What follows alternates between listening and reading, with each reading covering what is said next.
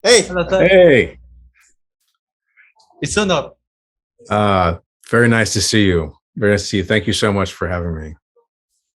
John, ya le dije que solo las preguntas y no las respuestas. Vale. No, para Sí. mí es un gusto, un honor que nos dé la oportunidad. De hecho, quisiera preguntarle, es nuestra segunda entrevista, es la segunda entrevista que tienes, ¿cierto? A nivel mundial. Before we start, we really want to know, this is really the second interview that you gave worldwide? We want to know. I've had a couple very small interviews, and then I've had two that have been worldwide. So this is my third worldwide, I think. But then I've had a couple there were a couple of weird ones. I was on red carpet and people interviewed me, and I have no idea where it went. Those things are out there somewhere, but good luck finding them. I can't find them. John, aquí sí traduzco, que sí ha salido algunas, pero a nivel mundial esta es la tercera, que dice que una vez lo entrevistó en una alfombra roja, pero que él ni siquiera dio con quién era. Entonces, como se dice en inglés, The Lucky Tour, somos los terceros, The Lucky Tour, we are the Lucky Tour. Thank you. Thank you. Oh, thank you. I really appreciate it. It's really nice to see you guys. And is everyone doing okay? I heard maybe one of you wasn't doing so well last week. I will ask, John, me está preguntando acá Malachi, si estamos bien, si es que alguno estaba enfermo la semana anterior. ¿No? No, yo estoy completo de Oh, good. bien. Okay, good. We are fine. Estamos bien. All right. Yeah, I was going to try to impress you with the Spanish I remember from high school, but that's not going to work. It's terrible. I don't remember enough. Sorry. Don't worry. I will try to impress you with my English that I learned. Well, you're doing way better than I would do. So thank you. Gracias. Yeah, there we go. De nada. Muy bien. Gracias, Andrés. Bienvenido, Rey. Más adelante, al final se le dará la palabra. Y bueno, Malatai, para mí es un honor poder empezar con una película que tú vas a amar, que es Bugge. Bugge es una película considerada de culto acá en Latinoamérica porque se ha visto en la televisión, porque la historia se trata de que los insectos no son los verdaderos monstruos, somos nosotros los humanos que tratamos de extinguir. Y mi pregunta a ello es, ¿qué podemos aprender de tu personaje, de Bill, si en algún momento en el mundo ocurren estos eventos? Okay, the first question is about Bucket. It has become sort of like a cult classic, mostly in Latin America. We really love weird movies. We are weird people, by the way. And the question is, what can we learn about your character, Bill, if somehow this type of crazy situation happens? Oh boy. Well, I mean, that's the first thing I ever did. So and I still have it on VHS, not on DVD. So I haven't seen it because my VHS player doesn't work. I haven't seen it for a while. But boy, I don't know. After 2020, I think everything seems possible. So you never know. John, debo traducir. La tiene en el VHS y dice que después de lo que ocurrió el año pasado, todo es posible. Eso lo resume todo. ¿Tienes el VHS? Yes. Wow, es genial. De hecho, me sorprende porque es algo inédito. Bueno, continuando, porque es una gran respuesta. También hablemos no solo de películas, sino en series, Malatai, porque apareciste en 8 episodios en The Naked Brothers Band.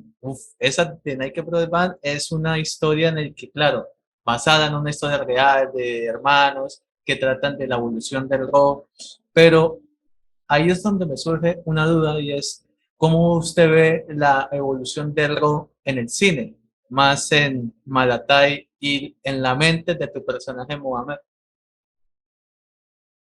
Okay, let's talk about series and rock.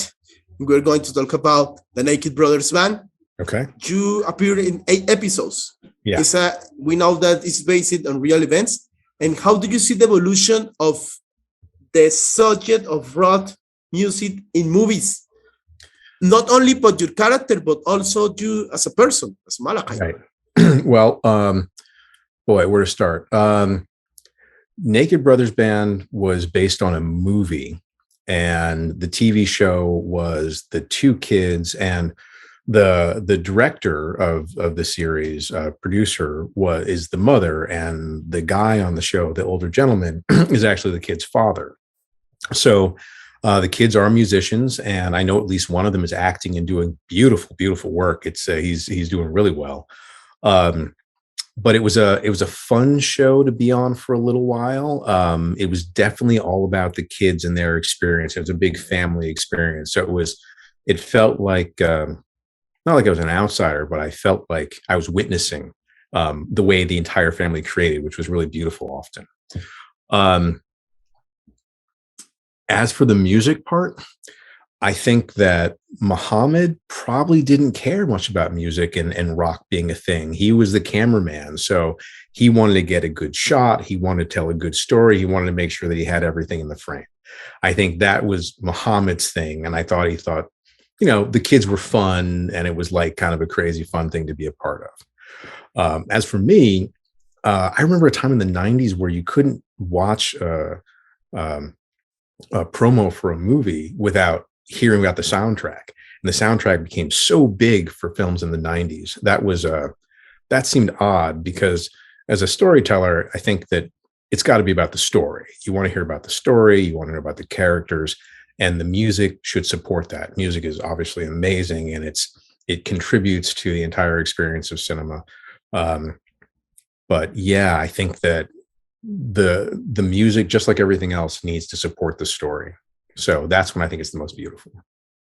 And I remember, sorry, John, I remember something that a friend told me that is amazing, that know that Alex Wolff from Hereditary is the same Alex Wolff from the series. Yeah. That's, wow. I gonna ask you, how do you feel to witnessing, I don't know, this is like seeing the first word from a person that we know that is going to continue to surprise us. How do you, I want to know, because, but by the way, I love the work of Alex Wolff. Yeah, I mean, it's so strange, because obviously as we grow, we mature and things change. And I got to know Alex when he was a kid. So I think where I did well with the kids was they were all playing video games one day and they couldn't get past a level, and I stepped in and I did it. They were like, whoa. So that's how I stayed cool with kids. I need to know which video game. I'm a gamer. Oh boy. Oh, I can't remember what it was. NES, SNES, PlayStation. It was Xbox. I know it was Xbox, but I can't remember what it was. It was some kind of a driving thing, but it wasn't like Grand Theft Auto, because they were too young. It wasn't anything like that. No. But it was I think it was Forza or Need for Speed. It wasn't Forza, because I got Forza here. I know it wasn't Forza, but it was cool. I wish I could remember. But but as for watching him grow, I mean, watching both Alex and Nate, it was just really cool. It was cool to see kids who have grown up in the arts. So, I mean, for me, I didn't grow up with the arts, so it was always a struggle to be artistic and try to explain being artistic and all that. But their parents were both artists. The mother's an actress, the father's a musician. So they were able to inhabit themselves and their artistry very fully, because they didn't have to make excuses for it or apologize. They didn't have to, that's what their parents were like. Yeah, absolutely. It's beautiful what you're doing. So they got to really explore. So I'm not surprised at all to watch Alex do so well. John, tenía que preguntarle, porque de Malachi, así le resumo. Para él, tú sabes muy bien que el papel de él era más como una persona que observaba, ¿no? Que observaba el crecimiento de acá de los protagonistas. Él dice que para él también fue genial sentir como observar el crecimiento de estos personajes, y también, obvio, teniendo el rock como un fondo, pero es que lo acabo de decir, le tuve que preguntar cómo fue ver a Alex Wolff antes de Hereditary. Usted dijo que ahí cómo los conoció. ¿Cómo? Les enseñó a pasar un juego de Xbox. Pero después nos da el dato. Sí, eso. Xbox in Latinoamérica is like a cult, man. Yeah.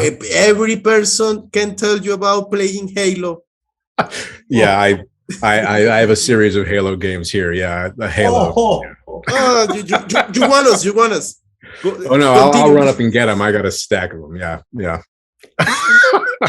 By the way, we invite you in the channel. We had a lot to interview some voice actors from really cool games. So yeah. Feel free, man. Oh, well, I mean, look, I watched some of the interviews you guys did in the last week or so, and loved watching Bill Duke and Xander Berkeley. I love both of them, and I love them even more after watching the interviews you guys did. Oh, wow. John, creo que no tengo que traducir. No. I don't need to translate. Yeah, Bill Duke, Xander Berkeley, yeah. No, in fact, I was watching on TV yesterday, T2, and I was, I interviewed Sander, and that's John. We interviewed Sander. Yeah. And we now have to tell that we interview Malachi. Oh, please, thank you. No, it's an amazing thing, right? To see someone you dig, and even watching both of them on your interviews, to see, Bill Duke being so intense in all the Arnold movies, and to see Xander always, kind of angry and uptight, like he talked about, and then to just watch them comfortable and being themselves. It's one of the things I love about the business. You see these people do their work, and then you get to meet the people, and they're just lovely. Yeah. With Bill, we were so scared, and at the end, he blessed us. We feel fine. John, le estoy diciendo, ¿no? Que con Bill estábamos asustados y al final nos bendijo. Sí. Dijo que vio ambas entrevistas. John, puedes morir en paz. John, you could die in peace. You can die happy because. And I tell, y John, le dije a Malachi que no solo tenemos a Bill Duke y a Sanders, tenemos a Malachi acá en el canal. We got Malachi in the channel. But continue. Bueno, ahí yo quiero hablar sobre un tema que es muy importante, la ley del orden. Apareciste en 8 episodios, pero en esos 8 episodios pareciste como Mankind de la WWE, porque tienes 3 personajes distintos. O sea, ¿cómo es posible que un actor tan nato como usted, 3 personajes distintos y todos en el tema de la justicia? Sabemos de que hubo el tema del bravucón, el tema del que siempre se dejaba amedrentar y el que siempre se las sabía todas. Pero acorde a esto, de los episodios que has aparecido, Malachi, ¿cuál de estos 3 personajes considera que es importante para aplicarlo en la justicia del país de los Estados Unidos? Great. As usual, in North America, in South America, we are crazy. It's fat. We do zapping, and Law and Order is everywhere. And it's crazy because you appear in many episodes doing multiple characters. Right. Which of your characters do you feel that can we apply to the justice that we live now? I will ask again, John, ¿cuál de los personajes se puede aplicar en la justicia del país en Estados Unidos? Yes. Which of your characters can you apply in the justice, in the background of the justice that North America leads? Yeah, you're talking about just the Law and Order parts? Yes. All the crazy parts that you made. It is, excuse me, it's absolutely true about Law and Order. It's one of those things where people say you cut your teeth on Law and Order, or you got to do a Law and Order, and then you know that you're legitimate. And it was something that the show was on for 20 years, and now SVU has continued on, and it probably has taken that place in a way, but I feel so happy that I got a chance to do Law and Order when I did, and that I had a recurring, and they kept bringing me back for other parts. It was a great show, a great group of people. I'm still in contact with a couple of them. Jared Orbach was so incredibly sweet and kind to me. It's absolutely worth saying. For any human being, and certainly after 2020, kindness matters. And when you're an actor and you're coming up and you're trying to figure it all out, that kindness means a lot. He was so nice. He made you feel at ease. He made you feel comfortable and happy. And he went out of his way for me on one occasion in particular that was really super nice. I wish that I could still communicate with him. But I will translate. John, más que el papel, dice que sí, que es verdad que la ley del orden es una especie de universidad para actores. Y más que un papel, es recordar la importancia de la amabilidad y lo increíble persona que es Jerry Orbach. Tú sabes muy bien que es el actor que comenzó todo. Él entiende muy bien que ya lleva 20 años la ley del orden. Ya le dije que acá era la locura. Ahí le pido disculpas a Edith y a Malachi, pero dale. No, de hecho es muy importante enfatizarlo antes de que tomen la palabra porque yo sé que tienes preguntotas. Hablemos sobre un filme que me dejó a mí desconcertado, Malachi, porque es Wisdom of the Crown y es, o sea, sobre la tecnología afectiva, colectiva en todo del ser humano, con la sociedad, con los nuevos avances. ¿Qué podemos aprender de My Lake respecto a lo que es de los nuevos avances? Supongamos el ejemplo de la pandemia. ¿Qué podemos aprender luego de eso para reivindicarnos? What can we learn about My Lead? By the way, what a crazy name for a character, no? Like just like the movie director. What can we learn from My Lead for wisdom of the crowd, knowing that in this time of pandemics, there is a time of technology, and we feel that sometimes technology overcomes us. So what can we learn about My Lead? About the collective technology and all the craziness from wisdom of the crowd. Well, I did love that Mike Lee had we shared the names. That was fun. Boy, I think technology, like a lot of things, in the right hands with a good heart, it's amazing. In the wrong hands, a bad heart, it's a nightmare. People trying to sell you the newest, latest that doesn't really work yet, not so good. People invading people's privacy, not so good. I think Mike Lee would have been like, this is all too much. Like, as long as it makes money, I don't really care what you do. Just keep me out of it. Just, I think, again, he's a money guy. So that would have been his thing. I think that, what I said before, I think technology is amazing. I grew up in the 80s wanting the future, wanting technology, wanting a flip phone because it looked like a communicator from Star Trek. Like, I love the promise of technology. I think that we, certainly Americans, are not as evolved as maybe we should be to get the technology. So I think the technology supports a system that is inclusive and growing and trying to do something good. I think some of the people behind technology, like Facebook and other entities, aren't good. And when it's not you and I trading information like this, but it's someone selling our information to someone so they can advertise. If I buy a pair of sneakers, I get 30 ads about sneakers for like the next 6 months. Like, I think that, corporations and technology, a little scary, but always hopeful that they're going to figure it out. Always hopeful they'll find a way to make it safer and better. But I don't think that there's enough money in that for people to do the right thing.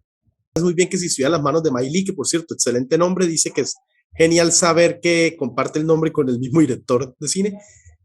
Sabiendo muy bien que si hubiera estado en las manos de él la tecnología, sabes que hubiera sido lo peor porque dinero.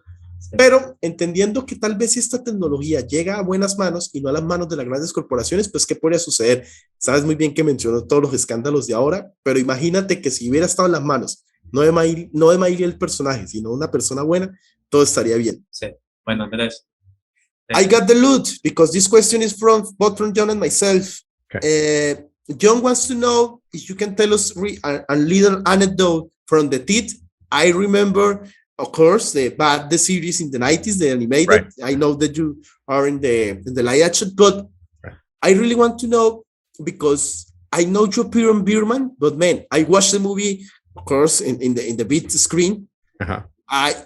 As a Latino, González Iñárritu for me is a hero, right. But I really want to remember because I know it's like a fossil scene. You appear in a little segment, but yeah. I don't remember. I want to know another thought because I know this movie, the making of this movie was crazy. I mean, El Chivo is a crazy character. And if you can tell us also about another movie that that got meaning back then and not got meaning now that is extremely loud, incredibly close. You can tell us a little anecdote about these three projects, go ahead. Okay, Extremely Loud and Incredibly Close, The Tick, and what was the other one? Birdman. Birdman. Okay, I'll start with Birdman because that's my sad story. Birdman, I was living in California, and when I knew that Iñárritu and Michael Keaton were together, Michael Keaton's one of the reasons I wanted to be an actor, and you can't beat Iñárritu's film. It's amazing. So I was like, please let me audition for this. I got the part. I was in California, but I was hired as a New York actor. So I flew myself to New York, stayed on a friend's couch, was so happy to be a part of this thing. And then was there, we got rained out 3 days. And then I finally was there to shoot. And halfway through the day, he comes up to me and he's like, I'm so sorry. I can't find a way to get you in the shot. So I am credited in this movie that won an Academy Award and I'm not in it. So people were like, dude, your name's in the credits. It was amazing. So I've spent most of my time since that film saying, I know, I'm not, but I don't know how it happened. Yeah, I don't know. Yep, I know. So that's my anecdote about Birdman, except when I'll say one nice thing. When I was on the roof, when we were trying to film this scene, we were watching the stuntman do this crazy work. And Michael Keaton came over to me and he was like, that was amazing, wasn't it? It's like, it really was. And it was the only chance I had with Michael Keaton. And again, knowing life is short, I'll take it. I really want to have a real conversation with him at some point, but it was still so nice to just be sharing that same space with Michael Keaton because he's really a reason I wanted to do it. So that's Birdman. Do you want to say that and then I'll say the other part, or should I just keep going? Keep going. Okay.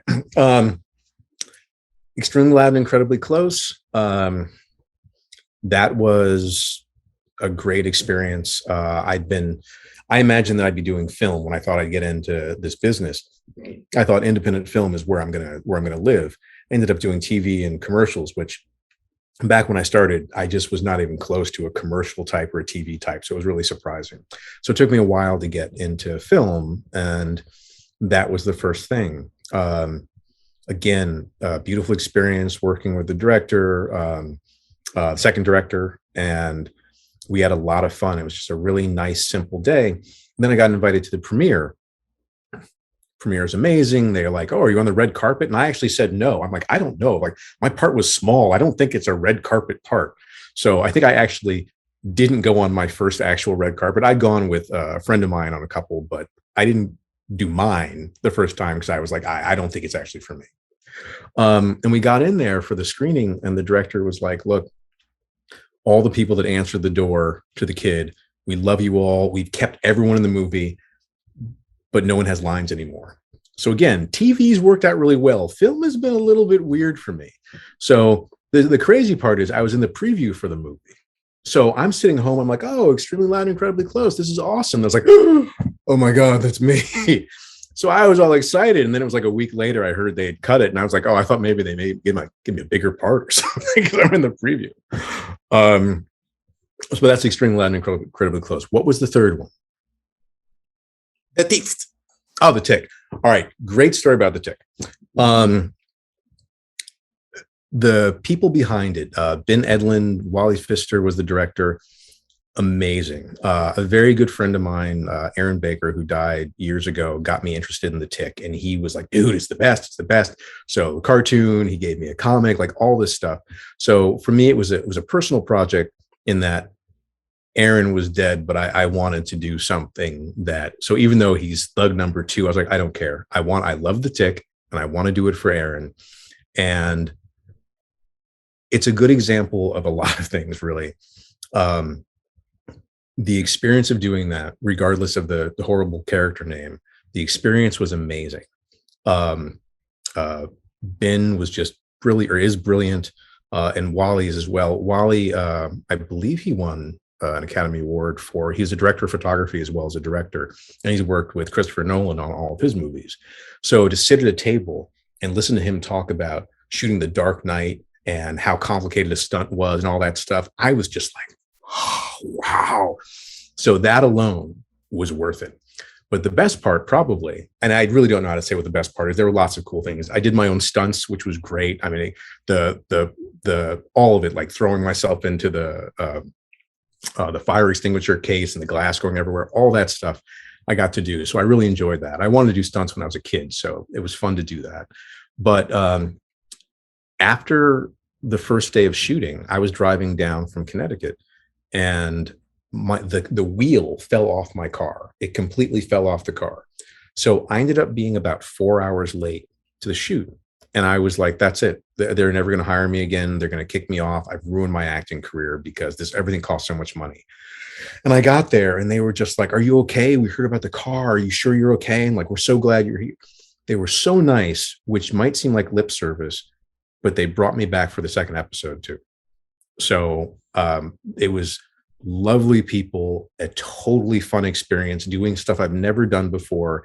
And then even though I presented a problem, they understood it and they were so incredibly cool. So love those guys.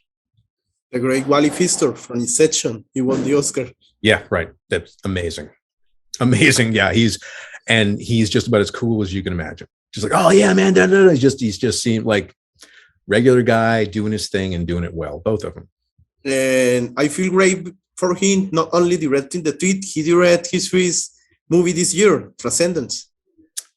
I hope to work with him again, and not just, sort of an actory weird thing. Like, he was fun. Like, he was really, really fun to work with, and clearly wicked talented. Wally, call Malachi, please. Please. Dile a Wally Pfister que llame a Malachi. Es que voy de para atrás como el cangrejo, te voy a contar rápido. En The Teeth. Sabes muy bien que obviamente el creador del personaje murió. Él quiso hacerle un homenaje, obviamente. Dice que no le importaba el papel que le dieron, tú sabes, el malo. Lo que pasa es que resulta que el primer día, bueno, Wally Pfister es el director, ¿no? Tú sabes, que es el mismo director de fotografía de las películas de Nolan antiguas y obviamente el director de Transcendence. El primer día resulta que él tuvo un problema con su carro y él dijo, no voy a poder grabar. Le ayudaron a reparar el carro y lo volvieron a llamar.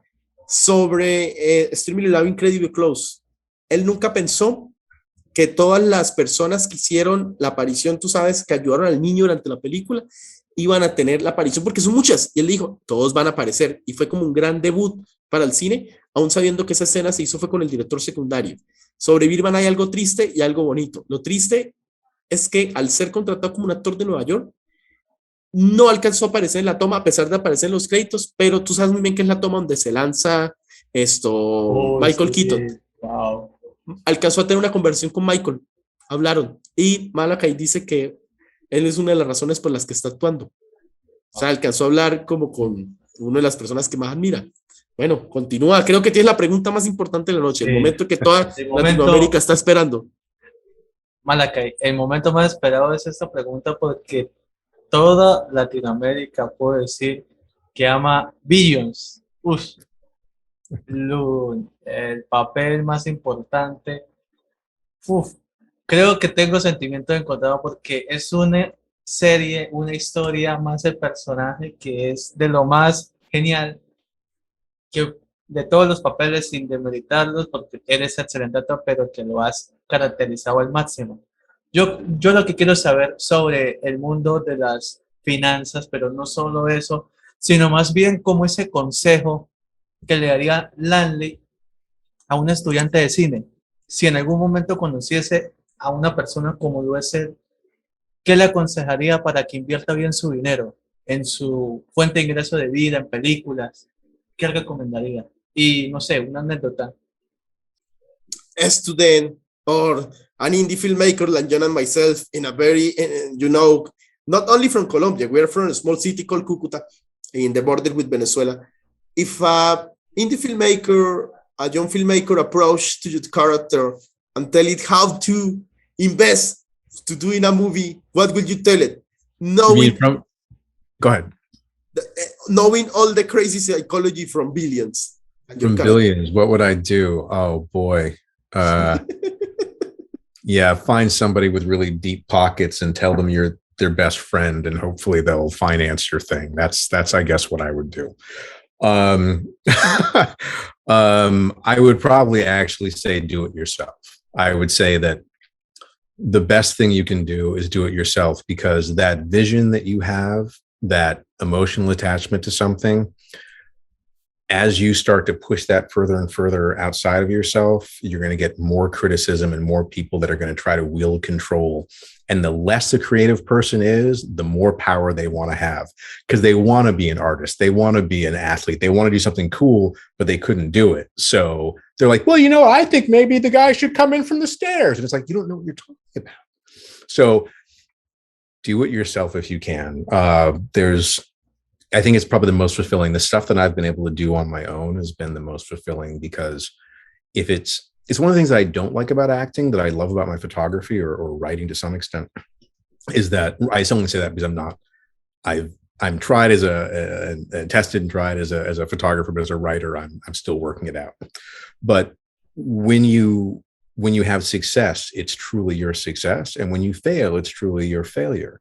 That's why I look at stand-up comedians and I'm like, man, that's a lot of guts to do that. You're putting everything you think and feel out there, and you're hoping that it's going to connect with people. But that's what I would say. I mean, I think that's actually what Lonnie would say too. He'd be like, screw this financial stuff. Just do what you got to do. Take care of yourself. Don't get in bed with anybody. That's what Lonnie would say. Before I do another question, I will translate to John because John will flip out. Okay. John, vas a reír, vas a morir. Sabes muy bien que Lonnie le dirá a esa persona, hazlo tú mismo, jódete, no le tienes que pedir a nadie. Cree en ti mismo, búscate a alguien tal vez que tenga los bolsillos pues llenos, pero hazlo, porque aquí nos da un buen consejo. Dice que, y eso lo ha vivido él no solo en su carrera como actor, sino como fotógrafo, dice que lo está intentando en su carrera como escritor. Si tú fracasas, es tu problema. Si tú triunfas, es tu problema.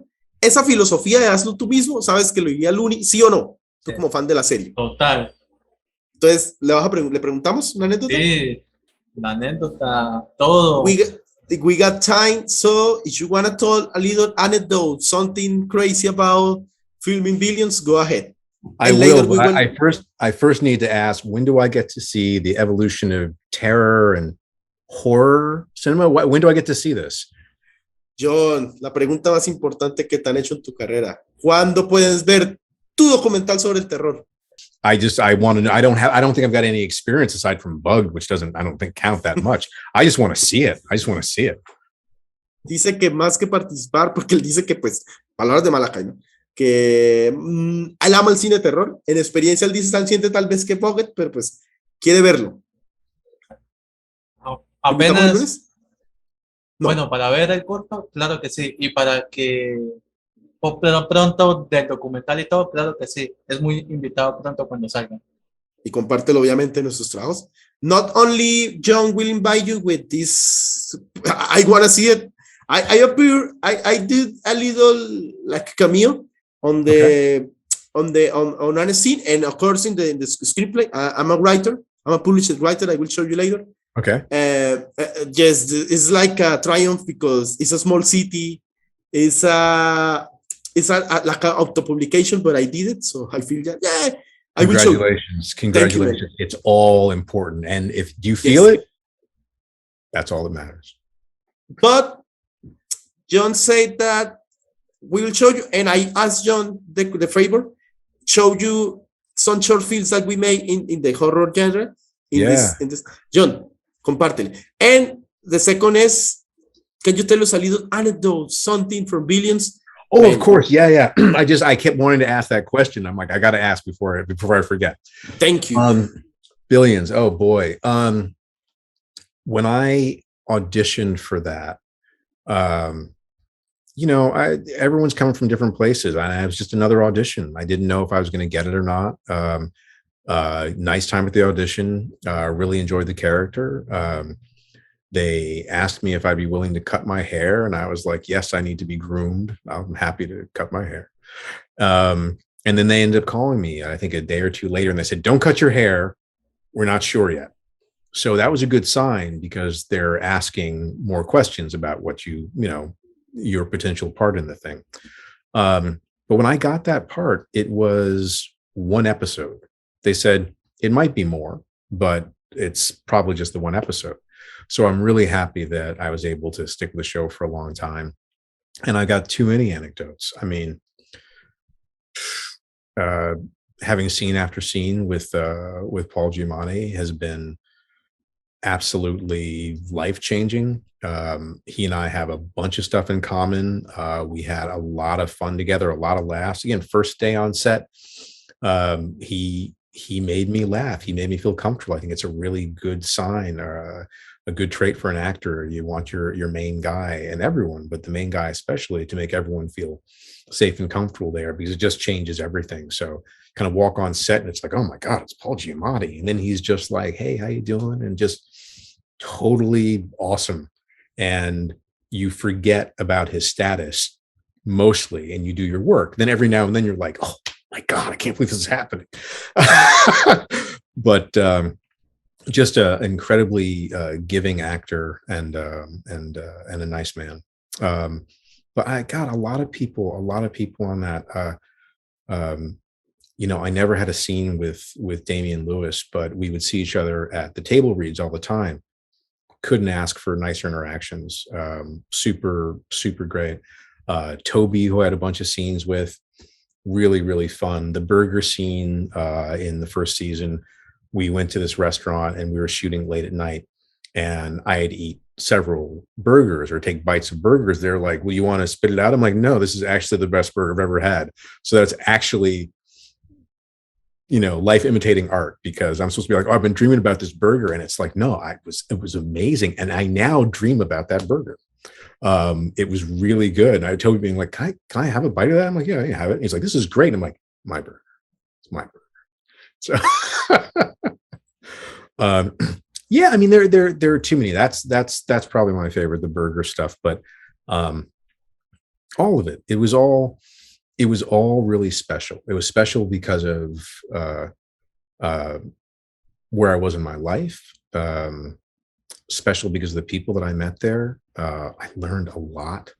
I think the great joke within my family is that I used to tell my parents all the time, I'm like, I'm never wearing a suit. I'm never going to wear a suit. I'm going to pick a job. I'm going to be an artist. I'm never going to wear a suit.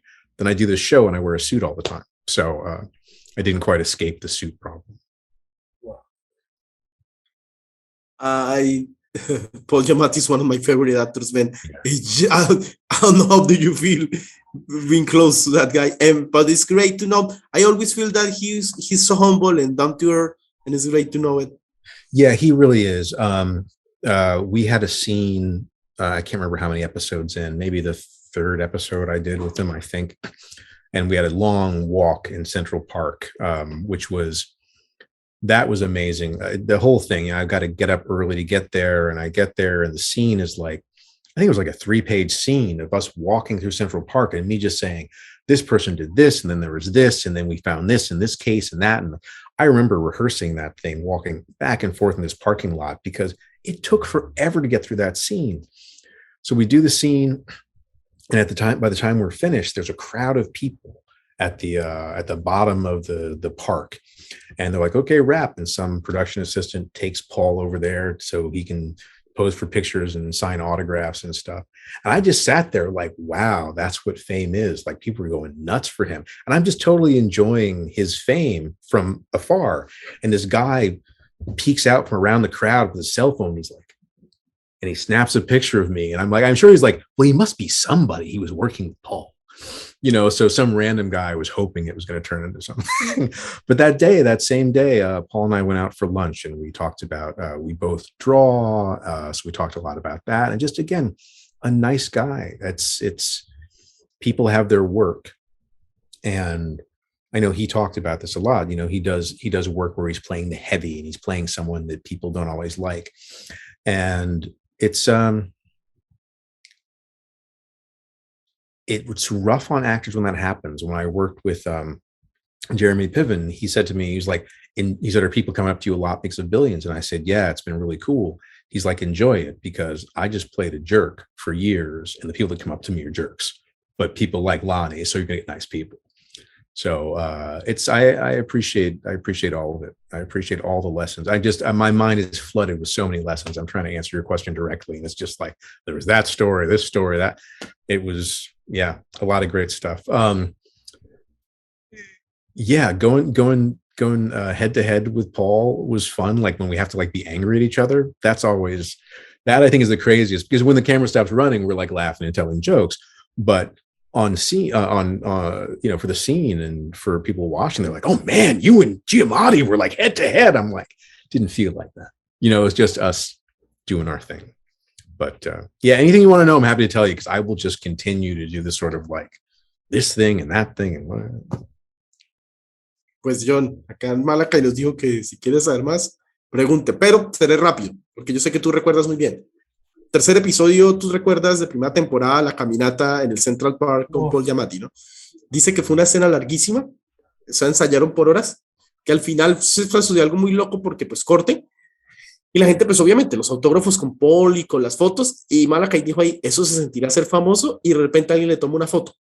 Jeremy Piven, que con el que había trabajado antes, le dijo, disfrútalo. Dice que gracias obviamente pues, a Aventuras, lo que había hecho Jeremy, pues mucha gente lo veía contratando como alguien gracioso. Esto lo vas a amar. ¿Recuerdas obviamente los episodios que tuvo con, si no me equivoco, fue con Toby, con la hamburguesa? Sí.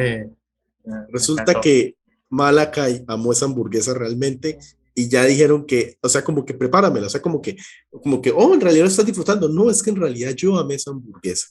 Dice que era una locura porque la gente le decía, pero tú estás actuando par, tú sabes que hay escenas fuertes, peleas durísimas con Paul Giamatti, pero que, digamos, como que han logrado una especie como de respeto entre ambos, o sea, creo que ambos dibujan. Esto, no sé si más, yo creo que con esas dos cosas que te dije, si quieres preguntar más o le damos el espacio a Ray. No, primero darle un fuerte aplauso. Es un honor para mí, antes de que deje el saludo a Colombia y a todo, le damos el espacio a Ray para que le puedas hablar a Malachi, y también vi a tu hija. Invita a tu hija para que lo salude. Ray, we saw, I think it's your daughter, I don't know. We saw a woman. If she want to say hi, something to Malachi, if you want to say something to Malachi, go ahead. You got the space, you got the time. Before we end this up. Nice to meet you guys. I happen to, I'm an old friend of, I always know him as Mal. It's of Malachi since high school, actually. And this, I think, is the first time that I've been able to reconnect since then. So it's great to be here. It's just such a treat, Malachi, to hear you talking about these little anecdotes and tales. And I really love the questions that John and Andres, you guys had. I'm a writer by trades, and unfortunately don't have a lot of background in a lot of these shows. I've only I've seen one episode of Law and Order with you in it, and it was years ago. And I'm sitting here taking notes because now I'm going to have to go out and find all these shows, watch them, and but it's it's such a neat treat, and I was excited to hear about the John and Andres, your own projects as well. So best wishes with your works. And that was my daughter. She just came in to give me a quick hug before going to bed. So that was and I normally have a green screen behind me, and spent a couple minutes trying to figure out why the beautiful picture of Indonesia wasn't showing up, then realized that the green screen I'd had to take down. So anyway, this has been fraught with technical difficulties, but great to be here, and such a treat to listen in on this. Right, as you know, technical issues are irrelevant when I get to see your face. And I saw you up there, and I emailed you. I was like, "Hi!" Like, I can't believe you're here. I didn't see it. Is it in the chat or? No, I emailed you because I can't figure. I'll screw it up somehow if I'd actually try to do it here. Okay, yeah. But gentlemen, so you know, Ray is a wonderful person. We've known each other since an arts camp back when we were teenagers, and just a wonderful guy. And I cannot wait to continue talking to you, Ray. It's so good to see you. Same here. Yeah, if it didn't take time, I would show you a picture that I have, or it's not a picture. I have your name up on my wall right now because I've got an idea that I think I told you I was wanting to share with you. So I've got all these ideas on this written over there. So I will share it with you at some point. Oh, great! Yeah. And later, I will tell John to invite you to talk about this idea came through. We hope. I will translate. John, bueno, ahí te está contando, son amigos desde secundaria, ya han tiempo sin hablar. Yeah. Y es muy gracioso porque Malachi dijo que él anota cosas y él anotó una idea que le gustaría hacer con Ray porque Ray es escritor en ciernes. Y él dice que fue un episodio de Law & Order. Dice que gracias a esta entrevista va a ver todo lo que ha hecho Malachi para seguir escribiendo. Y yo le dije, pues si surge algo, acá estamos. Sí, entrevista. Estamos, de hecho, excelente. Y no solo eso, Malachi, un saludo para Colombia, Latinoamérica, el canal, tus próximos proyectos. Pero antes, tú puedes saludar a una actriz que te admira mucho, que se llama Catherine Gold. Okay, before we do the final salute, there is an actress called Catherine Gold. She wants a hi from you. It's an actress that really admires you. I'm happy to say hi to her. What is her name again? Catherine Gold. Catherine Gold. Gold, like golden. Gold. Hey, Katarina Gold. It's Malachi Weir. Thank you so much for asking for a little hi, and I hope you're doing well. Now, this is the camera. If you want to talk about your next projects, keep your social media, say hi to Colombia, to Latin America, to everybody. We will watch that. Go ahead, man. All right. Well, first, a thank you to you guys for this. I really appreciate it. And I was very fortunate before the pandemic. I was walking down the street and I met someone from, oh boy, I know someone from Brazil. That's not who I'm thinking of. Argentina. And it was like, oh my God, we love Billions there. And then met someone the same day from Mexico that was like, we love Billions there. So thank you, Central and South America for like loving, and Mexico for loving the show. And it's so nice to feel that kind of love and support. And just to know that I think as an artist, this is what we want. We just want to connect to people and make people feel good, make them feel something, make them connect to something in themselves, that to reawaken something, to impassion people, and hopefully it's for all the best things. So thank you for giving me that opportunity to do that here again with your audience, and to your audience, thank you so much for paying attention. And I hope everyone, with regard to the pandemic and everything else in life, are doing fine. And I wish the world the best, really. As for upcoming projects, I have a film that should be out in February on Netflix, but I don't think I'm even technically supposed to talk about it yet. I don't think I've got a title or anything, so I'll let you know when that happens. If that happens, because you've heard about my film history so far, so we'll see. But no, I have every indication that it will work. So. That, and then just I've been auditioning a lot, so there could be things coming. I'm very fortunate. I have really wonderful representation now. I spent years without good representation, and now, again, as an artist, there's this stuff as an actor. They're like, oh, just here's an audition. You go, you do a thing because it's an audition. Then the things that you get where you're like, oh my God, please let me get this. Please, this would be amazing. And I've spent the last couple months, fortunately, having a lot of those. The flip side is that I don't sleep anymore because I'm like, this would be so cool. Don't think about it. Okay. But what if it works out? No, you can't think about this stuff. So it's been a bit of a roller coaster emotionally, but all good things. Other than that, yeah, working on my photography and working on my writing. So as soon as things become real, I will let you guys know. John, será rápido, se viene un proyecto en Netflix, no se sabe más, va a seguir concentrado en su fotografía y en su escritura. Dice que lo va a hacer saber, obviamente, sus proyectos. Espera un libro. Wow. Dice que se siente feliz porque hace poco habló una persona argentina y le dijo cómo están locos acá con Billions, después de que una persona de México le dijo, no hay que decirle cómo estamos en Colombia con Billions. Sí. wow, I'm talking with writers, and talking with writers is talking with brothers in lyrics. No, Yeah.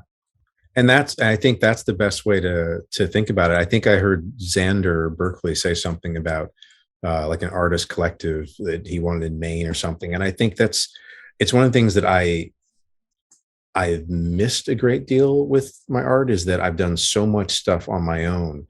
But when you get a chance to sit down with other actors, writers, directors, whomever in the business, outside of the business, we all have similar stories, and it's really nice. I've always thought about it like ships passing in the night.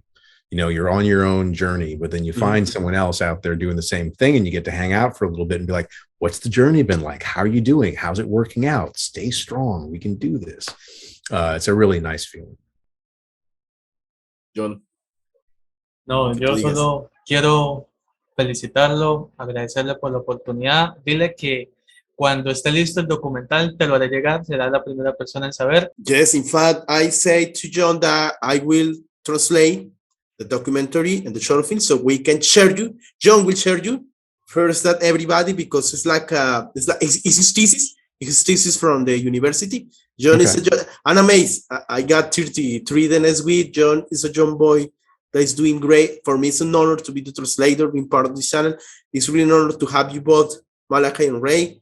We feel so thankful, and no man, thank you so much. And of course, we'll share you the interview when the interview is on the websites and some short films. And thank you so much, man. And Ray. Well, yeah, oh my God, thank you. And please let me know. And please let me know what you guys are doing, because I would love to know more. Are you done with the film, the documentary, the horror film documentary, or are you still working on that? John, que si tú ya terminaste, sigues trabajando el documental. Sigo trabajando, pero ya las escenas ya están, solo falta editarlo. It's in the editing process. Okay. That's a project from John. Of course, I feel so humbled to be part of that. In some parts in the screenplay, and of course with all my job translating, it's crazy because we are now, for example, I'm a journalist. I got two careers. I'm a journalist and I'm a teacher. I worked before on we call it like the bloody news in 5 years. I quit. And when I quit, I decided, no, I will publish my book. And it's crazy because I came back to my city, and then came John, and I will still in this channel, even that this channel doesn't get any money, don't worry, because for me, it's like a dream come true. And I'm happy because I'm working, helping people to do their homeworks. It's great. It's great. I never believed that I will be doing this. Right. In this small city. So thank you for being part of this dream come true. My pleasure. I thank you, because you're part of my dream come true as well, because this experience has been beautiful and I appreciate it. And I want to know more about the book you keep showing. Okay. Please tell me more. It's called in Spanish, it's called El Amor de los Enciclopedistas. It's like the encyclopedia's love. It's 10 short stories. All these histories are about obsession. Every character is so obsessed with something, and you know that sometimes obsession gets to craziness, or really. In fact, one little piece of my book is on the screenplay from John, so I'm glad.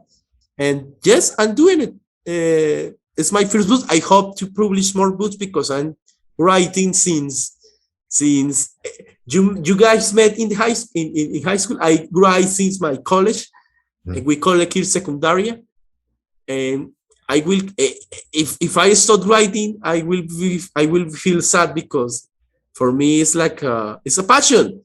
Yes, I can have more jobs to pay the bills, but I need to keep writing. It's like you with acting and photograph, and I know Ray with writing. We can't stop. You can't. No, that's great, and you shouldn't. And John, again, I'm looking forward to seeing films whenever you guys feel like sending me something. I'm happy to watch, and I just wish you the best. Thank you so much for being interested in having me here. It really means a lot. It really does. I promise one of my short films, because I read, is now on a festival. When this festival ends, I will share John the link, because now this short film is dubbed. It's dubbed, so because it's in Spanish. So, John, cuando termine todo lo de Puente de la Magdalena, por favor, compárteselo. Y obviamente comparte lo tuyo. And thank you so much. Thank you so much. Really neat. All right. Thank you guys very much. Enjoy the rest of your night. Ray, I'm going to call it.